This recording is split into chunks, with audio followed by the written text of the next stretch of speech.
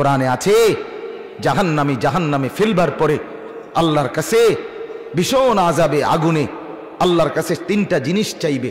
জাহান্নামী বলবে, আল্লাহ এত কষ্ট না দিয়ে আমারে মৃত্যু দিয়ে দেন। আল্লাহর কসম, কোরআনে আল্লাহ বলেন, আল্লাহ বলবে, না রে বান্দা, লা ইউখদা আলাইহিম ফায়ামুতু, জাহান্নামে কোনো মৃত্যু নাই। নাফরমান জাহান্নামী তখন বলবে, আল্লাহ তাইলে আমারে একটু তাখফিফ, একটু আযাব হালকা করে দেন, আমারে মাসে একটা দিন কদ্দুর বিরতি দেন, 24 ঘন্টার মধ্যে আমারে 10টা মিনিট হইলেও কদ্দুর আলগাত রাখেন, আমি আর পারছি না মাওলা।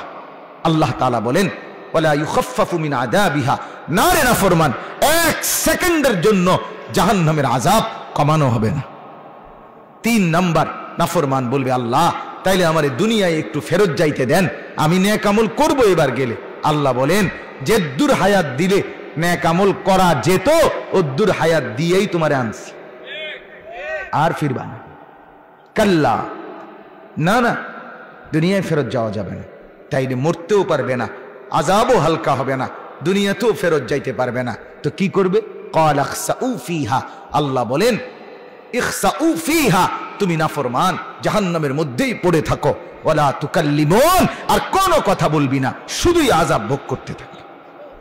তাফসীরের মধ্যে আছে, তাফসীরে মাআরিফুল কোরআনে, আহা, আল্লাহ যখন কোনো জাহান্নামীকে এটা বলে ফেলবে যে তুই আর কোনো কথা কবি না, আর কোনো কথা বলবি না, নাফরমান পড়ে থাক, আযাব ভোগ কর। তাফসীরে মাআরিফুল কোরআনে লিখছে, জাহান্নামী আর মানুষের মতো কোনো শব্দ আর করতে পারবে না, শুধুই ঘেউ ঘেউ করবে, কুকুরের মতো আর গাধার মতো।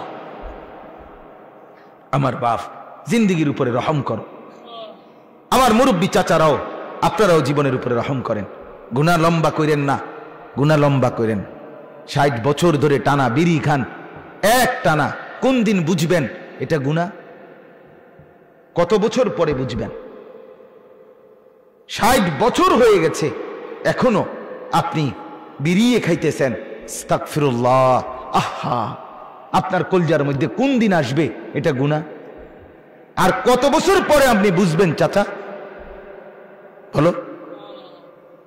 20 বছর ঘরে রঙিন টেলিভিশন চলে, প্রতিদিন নাচ গান, সিনেমা, নাটক, ছেলে মেয়ে, স্ত্রী সন্তান দেখতেছে। কত বছর পরে বুঝবেন আপনি, আপনার পরিবার যে এটা গুনাহ?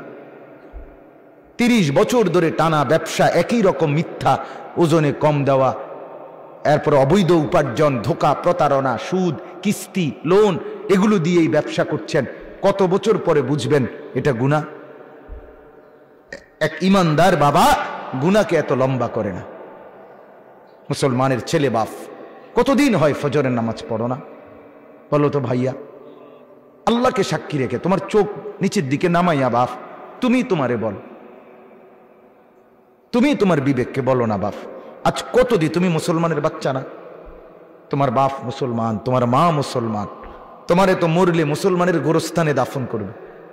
তোমার কানে জন্মের পরে আজান দিছিল, নর্তকীর নাচ না। তুমি কতদিন হয় ফজরের নামাজ পড়ো না? কত লক্ষ মুসলমান আছে যে জীবনে বলতেও পারে না যে ফজরের ওয়াক্ত হয় কখন। আছে না এমন ডাকাত? 1 2 তো কোন দিন সে মনে হবে তার? এক মহিলা কতদিন পরে বুঝবে 20 বছর বেপর্দা, কতদিন পরে বুঝবে ওই মা যে এটা গুনাহ? কতদিন? দয়া করে ভাবতে শেখেন। রমজানকে ইমানদারের রমজান বানান। ইমানদারের রমজান কি? ইমানদারের রমজান জিকির, তেলাওয়াত, দোয়া, কান্নাকাটি, আল্লাহর বন্দিগি। নাফরমানের রোজা কি? নাফরমানের রোজা শাড়ি, গহনা, অলংকার, জুতা, প্যান্ট, নতুন শাড়ি, নতুন কাপড়, নতুন গহনা, নতুন জুতা। এই হলো গাফেল, নাফরমান, জাহান্নামীর রমজান। হ্যাঁ হ্যাঁ, সে মনে করে এটার মধ্যে নতুন জামা, নতুন প্যান্ট, কি করবো এটা দিয়া? ঈদের দিন ফিন্দু। ঈদের দিন ফিনলে কি হইব? তোমার মানুষে মাথা তালগি দিয়ে আঁটবো নাকি? তুমি একটা নতুন ফ্যানে ফিনছো আর কি, তা আর মানুষে ফিনছে না, তো তুমি আর নতুন ফ্যান ফিনদা কিরবা? মানুষে তোমার মাথা তালগি দিয়ে আঁটবো। সেটার মধ্যে আলাদা বিশেষত্ব কি? কিছুই নাই, এটা ধোঁকা ছাড়া আর কিছু। কোরআন এবং সুন্নাহর মধ্যে কোথাও নাই এ কথা। রমজানের ঈদের জন্য নতুন জামা, নতুন শাড়ি, নতুন গহনা, নতুন জুতা, নতুন শার্ট, নতুন প্যান্ট, নতুন থ্রি পিস, এগুলো কিনবার কোনো প্রয়োজনীয়তা ইসলামের মধ্যে কোথাও নেই। ফরজও না, ওয়াজিবও না, সুন্নতও না, নফলও না, মুস্তাহাবও না, কিচ্ছু না, ঘোড়ার ডিমও না। বিশ্বাস করেন বাবা, কিছুই নাই। পবিত্র কাপড় পরা সুন্নত, পরিচ্ছন্ন কাপড় পরা সুন্নত, আর সেটা শুক্রবারেও সুন্নত, সেটা কোরবানির ঈদেও সুন্নত।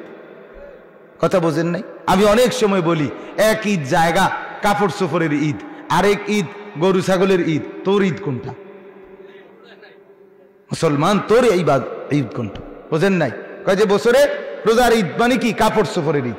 আর কোরবানির ঈদ মানে কি? গরু ছাগলের ঈদ। তো তোর ঈদ কই? কিরে মুসলমান, তোর ঈদ কই? একটা তো গরু ছাগলে নিল, আর একটা তো হাফ প্যান্ট আর ফুল প্যান্টে নিয়ে গেল, তো তুই কো? হেবড়া ভাত। ঠিকই কইছেন, হেবড়া ভাত। আল্লাহ আমাদেরকে মাফ করে দেন। অতএব আমাদের কথা আমরা বাবা বললাম, দয়া করে আমরা প্রত্যেকেই শবে বরাত আগামীকাল তো কি করবেন? অনুষ্ঠান করবেন। কি করবেন? ইবাদত করবেন। 2 নাম্বার হলো মাহে রমজানে গুনাহ মুক্ত জীবন গড়বার ফিকির করবেন। 5 ওয়াক্ত নামাজের ফিকির করবেন।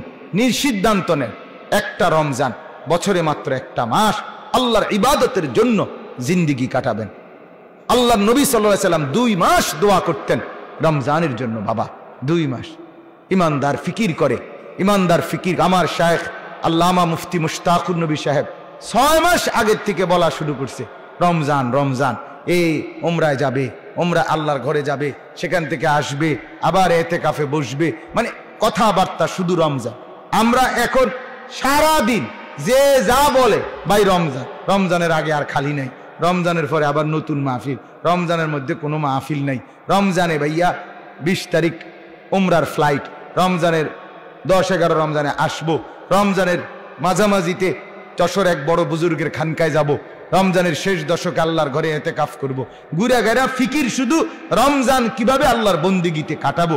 এটা হলো মুসলমান ইমানদার আখিরাত প্রত্যাশীর রমজান।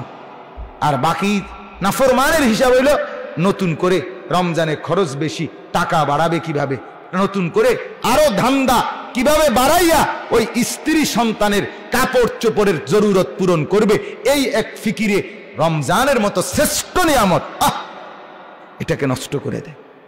মহিলা বাজারে বাইর হইয়া আল্লাহকে যাওয়ার সময় কি কয় জানেন? আল্লাহরে মহিলা বলে অসভ্য মহিলা, বেপর্দা মহিলা। আল্লাহকে রমজানে বাজারে বাজারে ঘুরে আর আল্লাহকে বলে আপনি নি কইছেন রহমত দিবেন, মাগফিরাত দিবেন, নাজাত দিবেন, আমনে রেডি লইয়া আমনে থান, আমি জুতা কিনতে যাইতে আছি। আমনের রহমত আমি কিনবো, আমার মাগফিরাত দিয়ে কি লাভ? আমার দরকার জুতা, আমার দরকার থ্রি পিস, আমি আপনার নাজাত দিয়ে কি থাকবো? আমার জান্নাত কি আর জাহান্নাম কি? আমার দরকার হলো জুতা না। তো তুমি, আমিও বলি, তুমি মা মনে রাখো, ও চিরেই হাসরের ময়দানে ফেরেশতা তোমার এই জুতা দিয়েই ফিরবো। হ্যাঁ দোস্ত, ও চিরেই যে জুতার জন্য আল্লাহর রহমত আর মাগফিরাতকে বিসর্জন দিছ, সেই জুতা দিয়েই ফিরবে তোমার। আল্লাহ আমাদেরকে মাফ করে দেন। অতএব গুনাহ মুক্ত রমজান চাই। কি রমজান বলেন না? গুনাহ মুক্ত। আল্লাহ তাআলা তৌফিক দান করেন। যারা যেই বদ অভ্যাস, গুনার অভ্যাস সব ছেড়ে দেন, ঘরের টেলিভিশন টোটাল বন্ধ করে দেন, বিড়ি খাওয়া, সিগারেট খাওয়ার অভ্যাস ছেড়ে দেন, 5 ওয়াক্ত নামাজে অভ্যস্ত হন। যুবক ভাই, আবারও বলছি, মোবাইলে ছবি দেখা, নারী দেখা, শুধু কেবল গুনার মধ্যে ডুবে থাকা, এটা ছেড়ে দাও বাপ। আল্লাহ বরকত দিবে। আল্লাহ এই মাহফিলকে কবুল করেন, এই মাদ্রাসাকে আল্লাহ তাআলা কবুল